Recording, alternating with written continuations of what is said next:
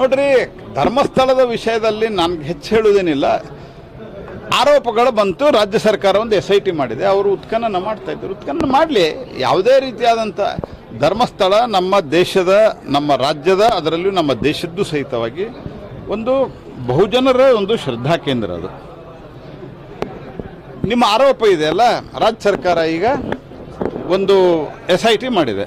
SIT ಬರೋಕ್ಕಿಂತ ಮೊದಲ ಆರೋಪಗಳು ಪ್ರತ್ಯಾರೋಪಗಳು ಮಾಡುವಾಗ ತನ್ನದ ಪರಿಣಾಮ ಹೊರಗೆ ಬರಲಿಲ್ಲ. ಅಲ್ಲೇ ಏನಾದರೂ ಸಿಕ್ಕರೆ ಅದರದ್ದು ಫೋರೆನ್ಸಿಕ್ ಟೆಸ್ಟ್ ಆಗಲಿ, ಅದಾದ ನಂತರ ಸಾಕ್ಷಿಗಳು ಹೊರಗೆ ಬರಲಿ. ಅದಕ್ಕಿಂತ ಮೊದಲನೇ ಯಾರನ್ನೂ ಆರೋಪಿ ಸ್ಥಾನದಲ್ಲಿ ನಿಲ್ಲಿಸುವಂಥ ಪ್ರಯತ್ನವನ್ನು ಮಾಡೋದು ಸರಿಯಲ್ಲ.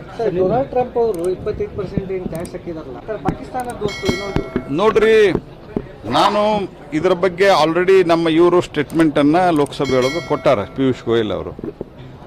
ಭಾರತ ಅವರೇನು ಹೇಳಿದ್ದಾರೆ, ನಮ್ಮ ಇಂಟ್ರೆಸ್ಟನ್ನು ಕಾಪಾಡುವಂಥದ್ದು ಮೂಲಭೂತವಾದಂಥ ಕೆಲಸ. ನಮ್ಮ ರೈತರು, ನಮ್ಮ ಕೃಷಿಕರು, ನಮ್ಮ ಸ್ಥಳೀಯ ಉದ್ಯಮಗಳು, ಅದಕ್ಕೆ ಭಾರತ ಬದ್ಧ ಇದೆ.